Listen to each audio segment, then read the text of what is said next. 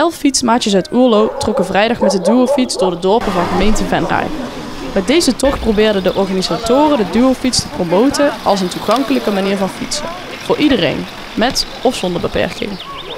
Nou, wij hebben vandaag een fietstocht georganiseerd voor de bewoners van Oerlo die zin hadden om mee te gaan met duofiets. En wij noemen dat de Vitafiets. Om mensen toch een beetje, diegenen die wat angstig zijn of een beetje beperkt zijn of een lichamelijke beperking hebben, uit hun isolement te halen.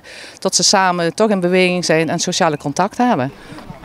Want jullie zijn vanochtend vroeg begonnen. Hoe zag de dag eruit? Nou, wij zijn om 10 uur hebben we ons hier verzameld. Toen zijn we vertrokken, hebben we een hele mooie fietsroute gehad.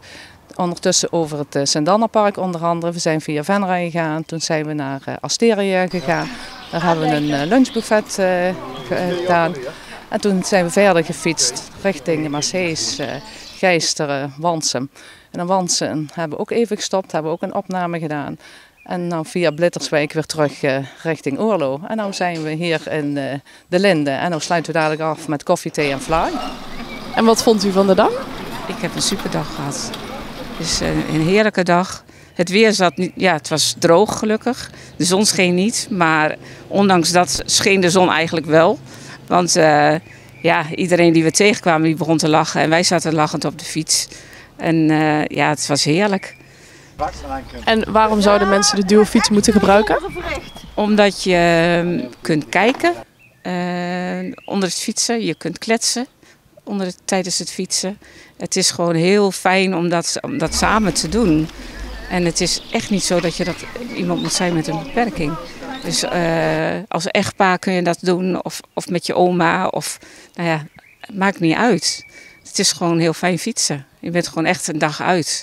Ja, voor mij is het ook de enige mogelijkheid om zo te fietsen. Ik heb een beenamputatie, dus een gewone fiets lukt voor mij niet meer.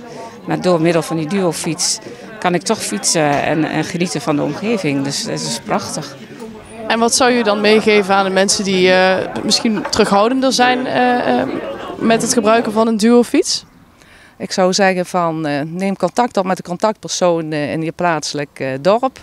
En zeg dat je gewoon een keer mee wilt kijken of mee wilt fietsen. Of als fietsmaatje of als gast. Spreek gewoon een keer af en ga een keer een ritje meemaken op de fiets. En misschien vind je het wel heel leuk dat je een fietsmaatje wilt worden. Of dat je af en toe gewoon gebruik wilt maken van de duofiets.